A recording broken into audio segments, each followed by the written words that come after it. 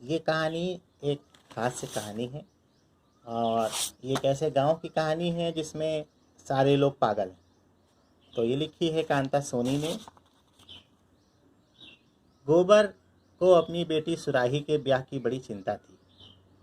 पास के कड़कू गांव में उसके रिश्ते की बातें चल रही थीं।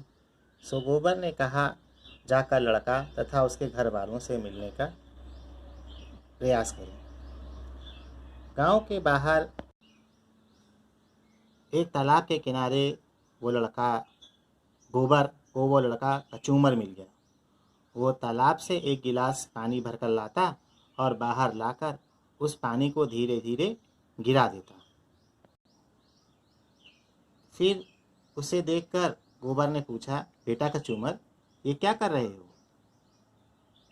कल मेरी शिकार की हुई मक्खी इस तालाब में गिर गई थी, उसे ढूंढ रहा हूँ।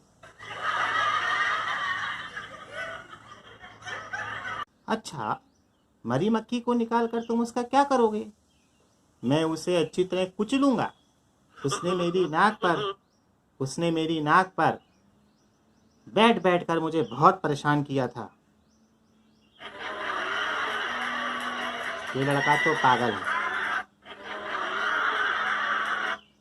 सोचता हुआ गोबर कचूमर के घर पहुंचा तो उसने देखा वहां उसका बाप पूड़ी राम दरवाजे के पास बैठा था। पूड़ी राम जरा सा दरवाजा खोलकर सांस खींचता और फिर फौरन दरवाजा बंद कर लेता। फिर जरा देर में दरवाजा खोलता, सांस खींचता और फिर दरवाजा बंद कर लेता। यह देखकर गोबर ने पूछा, पूड़ी राम, ये क्या कर रहे हो?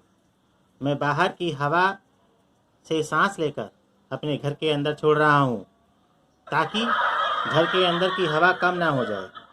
पूड़ी राम ने चेहरे पर अत्यंत समझदारी का भाव समझाया।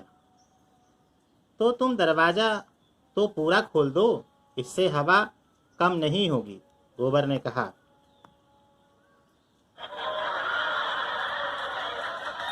दरवाजा खोलने से तो कमरे की सारी हवा ही निकल जाएगी, फिर हम सांस कैसे लेंगे?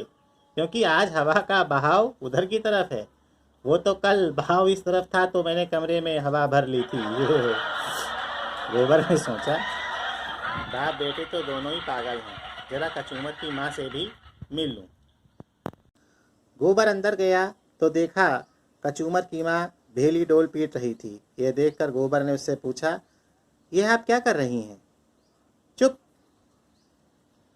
देखते नहीं मैं खेत में चिड़िया उड़ा रही हूँ। लेकिन यहाँ आपका खेत कहाँ है? खेत में जाकर ढोल बजाइए, गोबर बोला। नहीं, तब तो चिड़िया चौंक जाएंगी। बेचारी नन्ही चिड़ियाओं को चौंक कर मैं उन्हें दुख देना नहीं चाहती, भेड़ी ने दया के भाव दर्शाए। उसी समय कचूमर का दादा तंदूरा वहां आ गया। गोबर ने सोचा ये तो शायद कुछ समझदार होगा ही, अतः उसने उन्हें कचूमर, पूड़ी राम और भेड़ी की बेवकूफ़ियों वाली सारी बातें बताईं। इस पर तंदूरा बोला, सारे बेवकूफ़ हैं। मैंने तो कचूमर से कहा था कि तालाब से पानी निकालने की ज़रूरत ही नहीं है, एकदम बारीक छेद की छल्ली ले जाकर वहीं खड़ा खड़ा पानी छानता रहे, एक ना एक दिन तो वो मक्खी पकड़ में आ ही जाएगी। पर वो मानता ही नहीं।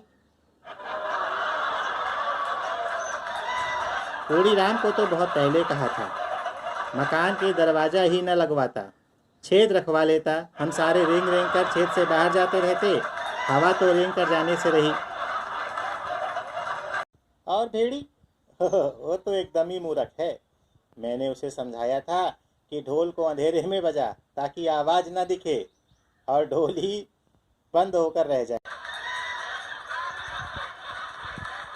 फिर सुबह उस ढोल को खेत में छोड़ आती तो वो दिन भर बजता रहता और चिड़िया उड़ती रहती।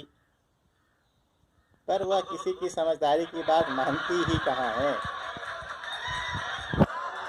गोबर ने सोचा ये तो सारा परिवार ही पागल है।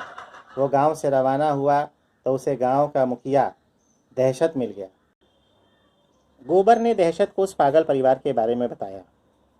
और नहीं तो क्या, मुखिया बताने लगा, वह तो सारा परिवार ही बेहुदा है। कल मुझे बिजली के तारों में फंसा एक कौवा निकालना था।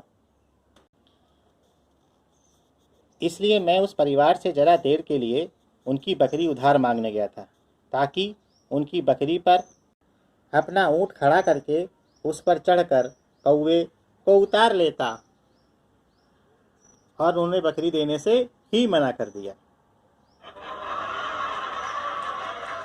अरे यह तो सारा गांव ही पागल है, पागलों से भरा हुआ है। अपनी बेटी सुराही का ब्याह उस गांव में मैं कभी नहीं करूंगा। ऐसा निश्चय करके गोबर अपने घर वापस आ गया।